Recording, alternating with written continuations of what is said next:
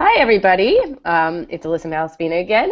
It's time for another one of the ISTE SIG webinars, and we are really excited because today we have Tara and Sarah who are going to be joining us to talk about blended PD, which I think is such a great topic, and really something that we have to sort of move towards with professional development. And we're going to learn a lot from them tonight. So please, guys, introduce yourselves, tell us where you're from, and give us a little background. Oh, and as some of you guys can see, Chip, my dog, has decided that the only way he will be quiet is if he sits on my lap tonight with us. So he is sort of joining us tonight. Okay. Hi, everyone. I'm Tara Graves, and I'm a teacher. I am currently in the 21st Century Learning Division in Washoe County School District in Reno, Nevada. We are the nicer city in Nevada up north. And I spend my day preparing and facilitating online and blended professional learning for teachers around 21st century skills. Hi everyone, I'm Sarah Stewart. I work with Tara in Washoe County School District, and I work for the Striving Readers Grant actually, and so I support teachers through all the types of trainings that we're going to talk about today and classroom support, dealing around how to infuse 21st learning support literacy. And as you see, the dog decided to jump off when my son came home, so I lost I lost my headphones for a second there. But tell me, I love this idea of sort of 21st century learning that your districts are doing. Now, how many, I'm going to take a second because I've just sort of, I'm moving into a new position where I'm going to be doing PD for my district. Tell me a little about sort of what you do and how many schools do you deal with and how big is your district? Washoe County is the second largest school district in Nevada. Clark County, where Las Vegas is the #1 largest district in Nevada. All of our school districts are based on our counties, and so we have 17 different counties in Nevada. And in Washoe County, we have over 100 schools. 63,000 students, and approximately 4,000 or 4,000 to 6,000 teachers, I think. So it's huge. And if you imagine that, Clark County is about what, 3 times larger, four times larger.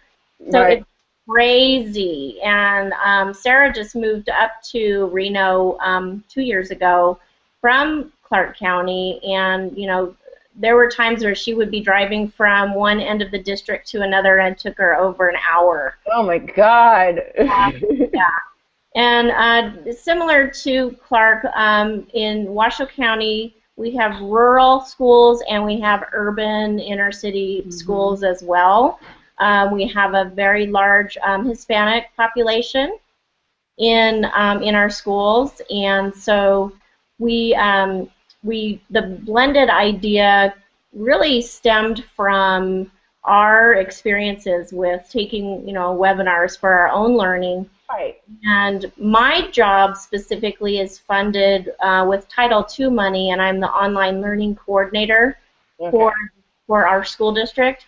And so we've been doing online only courses for a while for PD, but we started doing this blended model in the last couple of years. So we really think our teachers are excited, and they crave this type of situation for their learning, because in fact, we'll go ahead and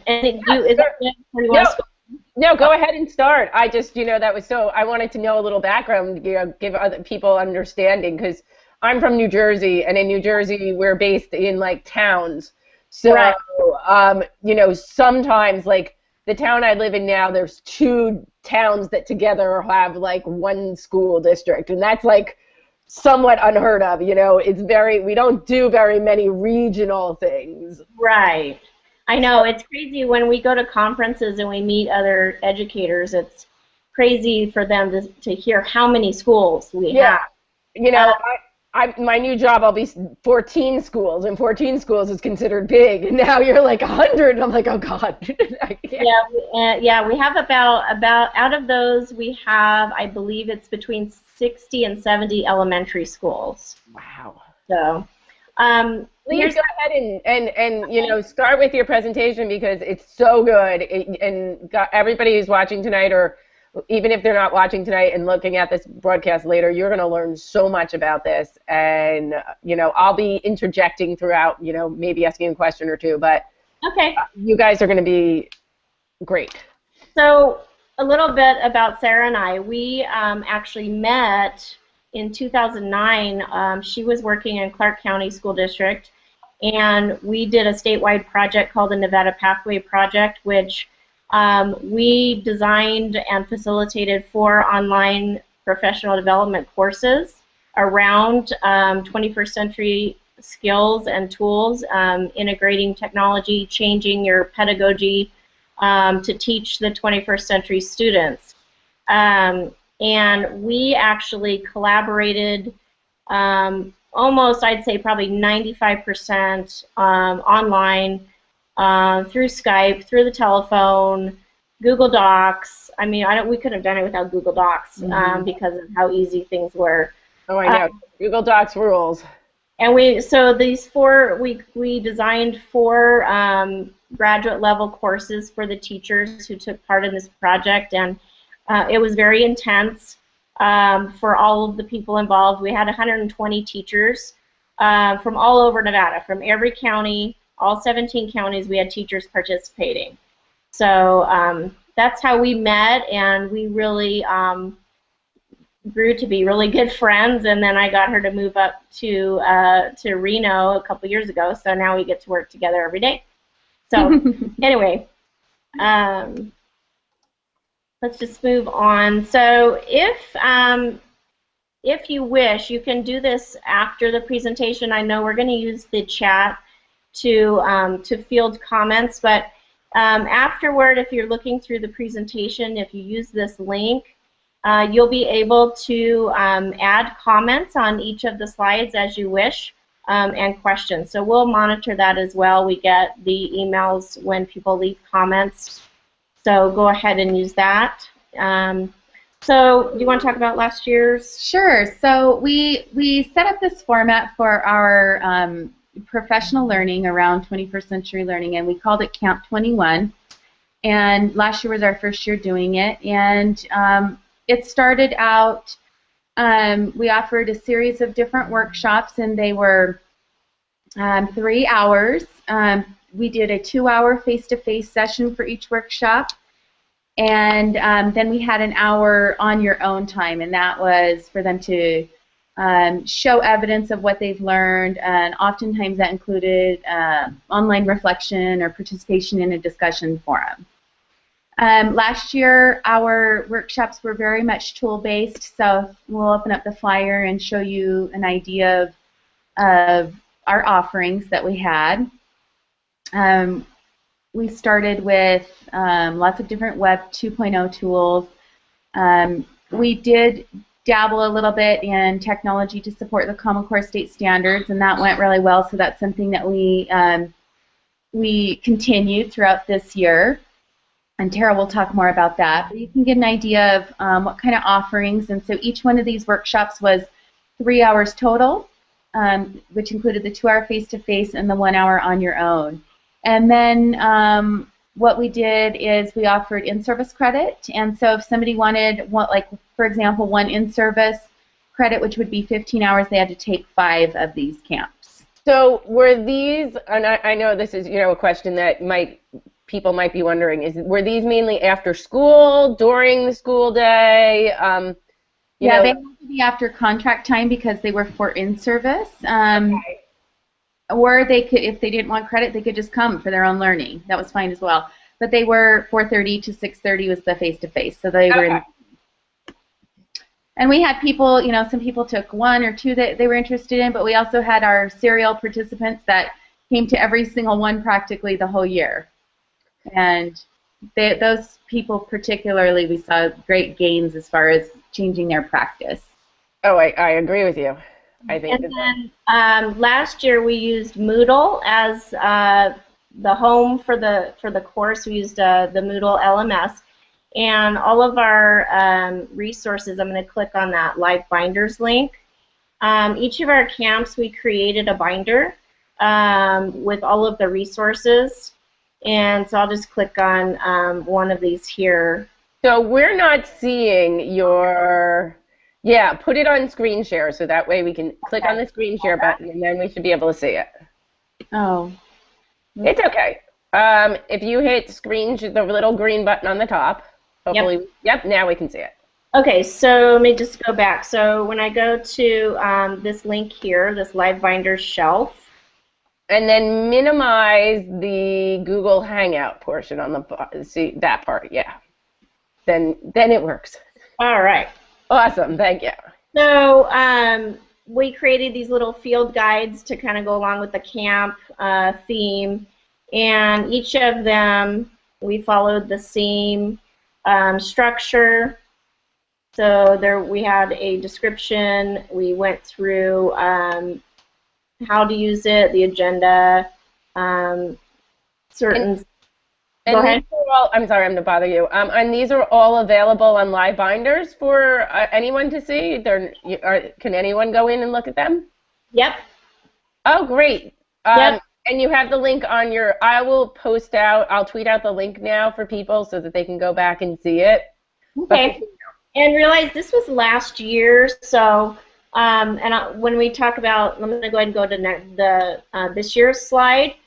And this year, we changed a couple of huge things. We not only offered all of these tools workshops, so if you look at that list there, we also added all of these technology and Common Core / next generation science standards, and we broke it down by grade band.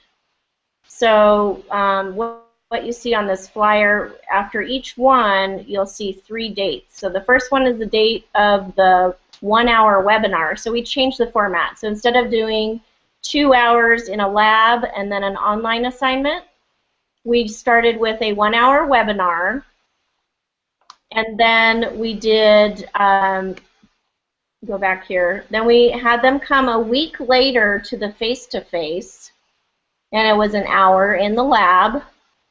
And during that time, they would explore a lot of the tools that we shared during the webinar.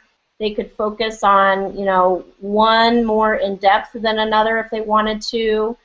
We also got people talking about, what are their ideas for using the different tools. And then the 3rd hour was same as last year, where they had an online assignment. And the online assignment had to deal with how they were applying what they learned into their classroom. So this is huge. I know for professional development here, our teachers are used to that sit and get, and they go back to school, they put their binder on the shelf, and they don't necessarily implement anything that they've learned.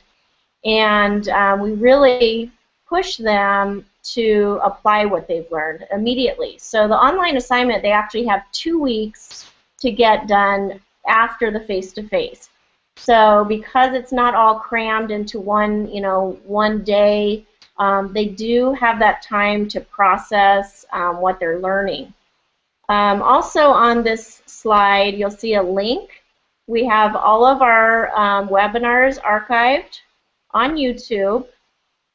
So, forgive us of any audio or different video quality on these. This is our first year doing these, and we've learned along the way some of the things that we need to do better. But these are certainly available to anyone. We welcome you to share this link.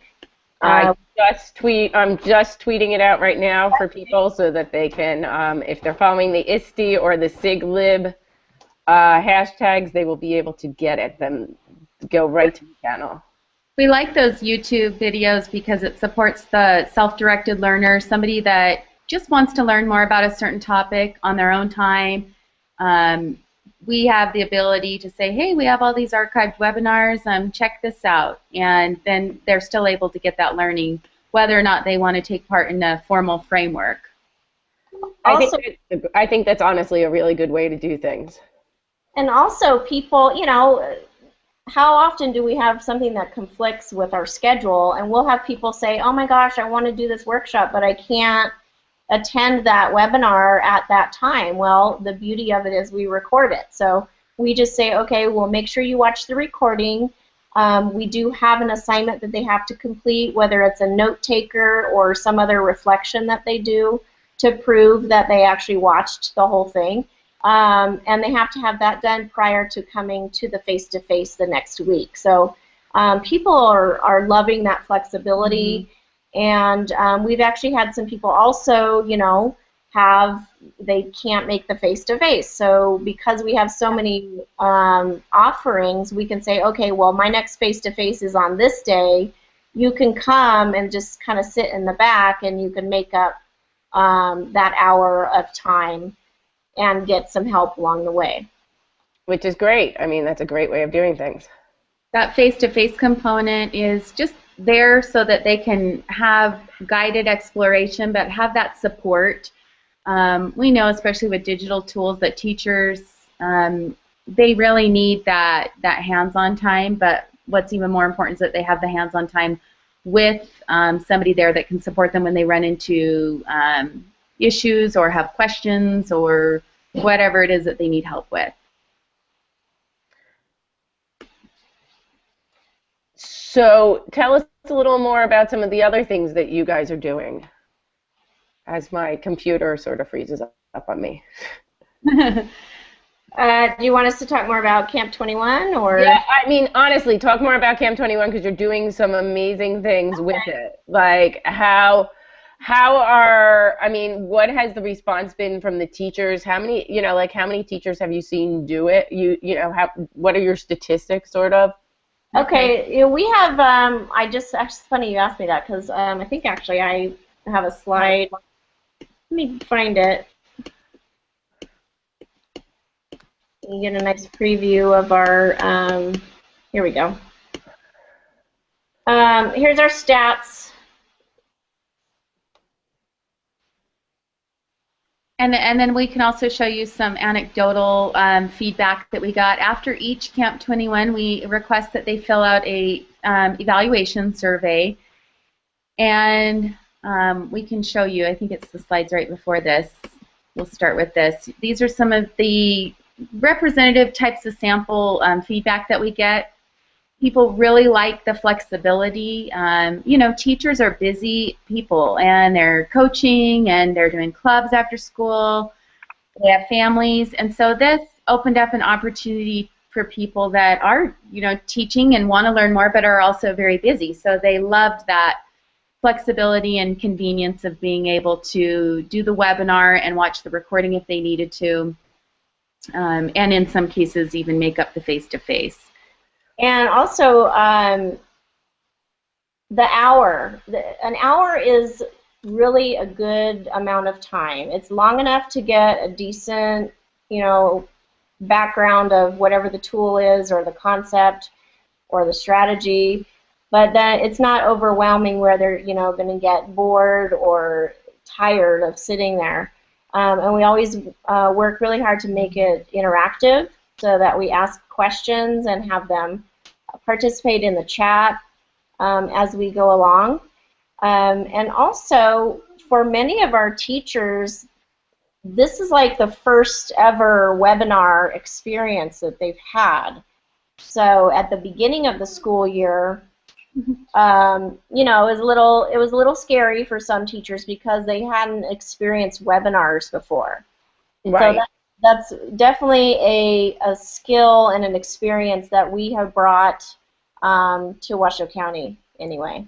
And another one of our goals, I think, is to support teachers across the entire state of Nevada. So we welcome teachers from any district in Nevada. They can take it for I don't know if they can take it for credit this year because they won't be able to make the face-to-face, Right. but we do encourage them to take advantage of the webinars and the ability to jump in and learn and alongside of us during the webinars. So we try to outreach outside of our district as well. Especially there are two urban districts, Reno and Las Vegas, but there's lots of rural areas in Nevada where they don't have professional learning departments and they don't have 21st century learning departments, and so this is a way where we can kind of spread the mission, which is to help support teachers make a shift in their practice towards 21st century learning and using digital tools effectively. Okay, and then just some of the other comments, the strengths of the face-to-face. Some of our teachers they want an hour of uninterrupted time to explore and look at things that they are interested in learning.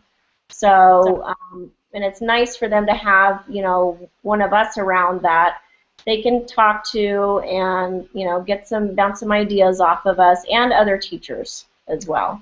And it's definitely more personalized. For example, if we did a webinar on wikis, we would tell our participants, in this next week, be thinking of a wiki that you would actually like to build and use, and come prepared with those ideas for the face-to-face so that we can help you put that idea to action. Which is really great, the ability to sort of do that, the hands-on feature.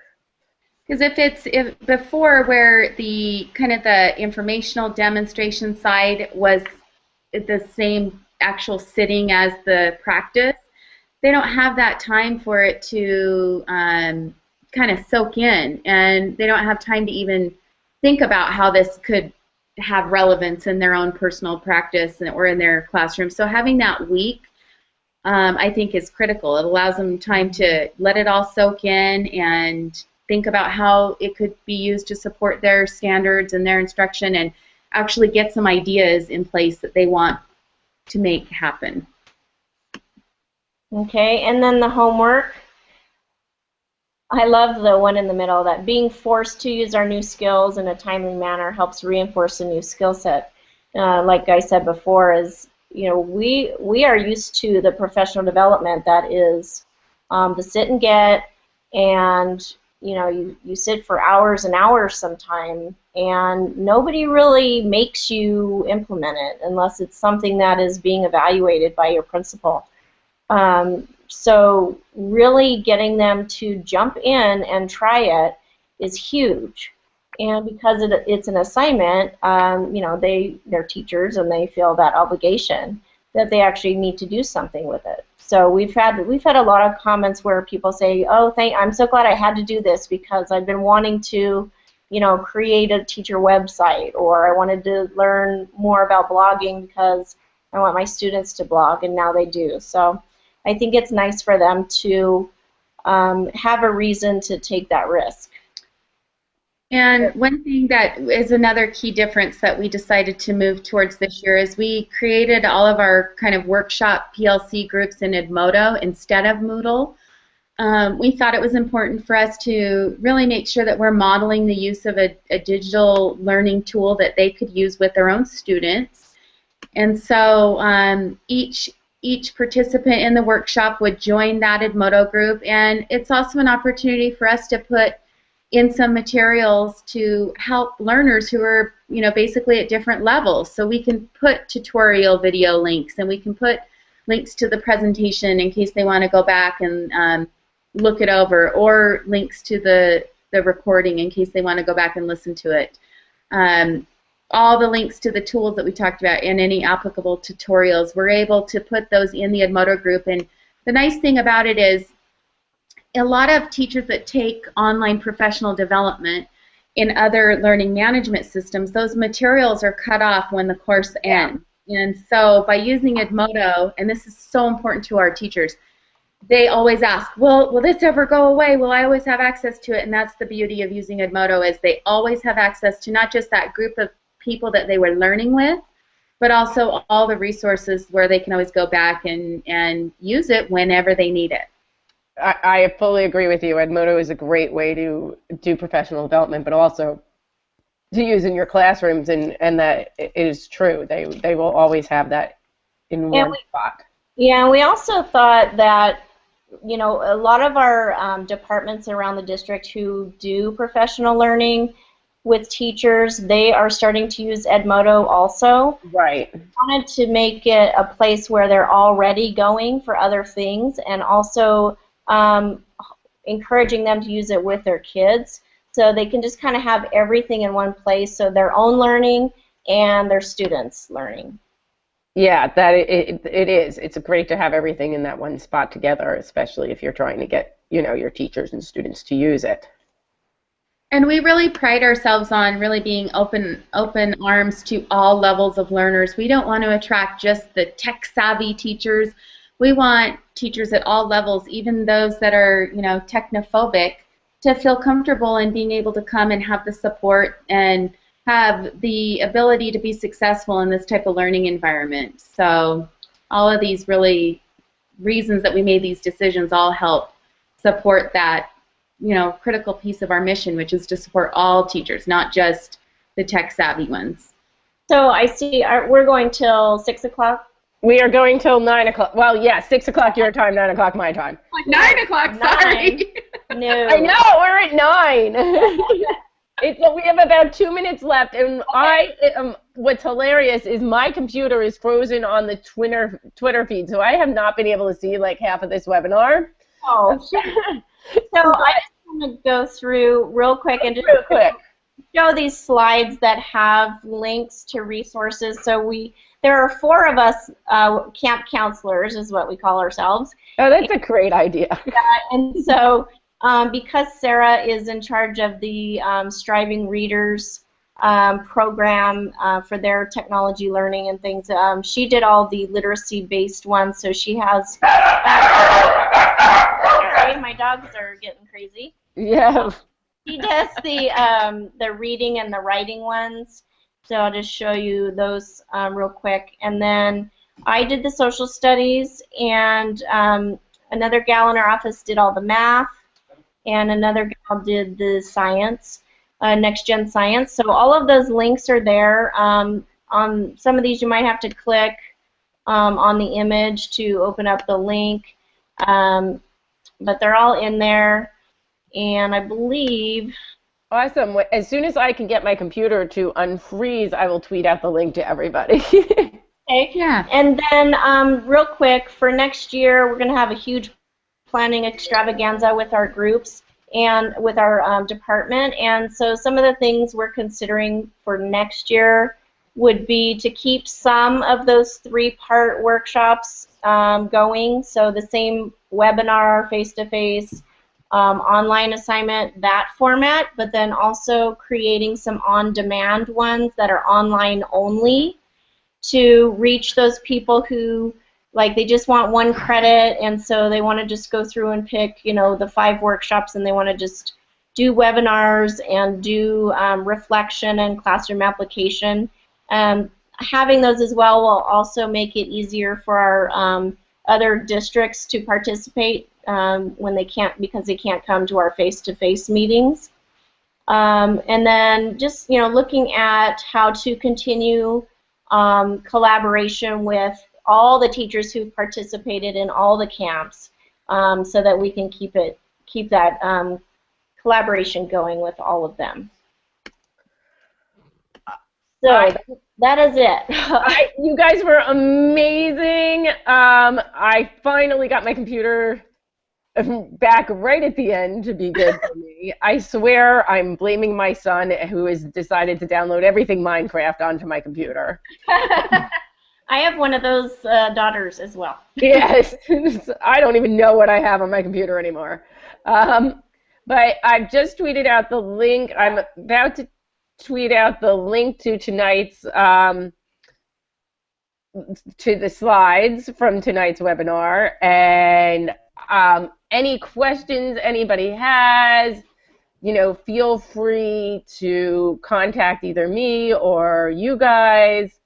I'll tweet out your Twitter accounts to everybody too. I cannot thank you enough. This is such an interesting way of doing PD, one that you don't see too much. And I mean, the resources that you've included, your live binders, your YouTube videos are really incredible. And thank you so much for sharing them with us. Welcome. You are welcome. And also, Sarah and I are doing a couple poster sessions at ISTE. So look for them at ISTE at the poster sessions. Do you have times yet?